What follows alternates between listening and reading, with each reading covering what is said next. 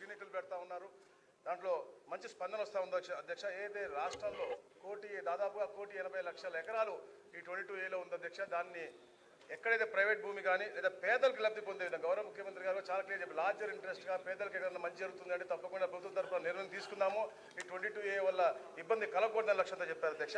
అయితే అధ్యక్ష గౌరవ సభ్యులు అడిగిన ప్రశ్నకు అధ్యక్ష, ఏదైతే మాజీ సైనికులకు భూమిని కేటాయించిన విధానం అధ్యక్ష, board standing order 15 disposal of land కింద అధ్యక్ష, సాయుధ దళాలకు పనిచేసిన వారికి కానీ విరమణ పొందిన వారికి కానీ అలాగే మరణించిన సైనికులకు కానీ GOMS 743 ద్వారా అధ్యక్ష 2.5 ఎకరాల మాగాని కానీ 5 ఎకరాల మెట్ట కానీ ఇవ్వడం జరుగుతుంది అధ్యక్ష. అయితే అధ్యక్ష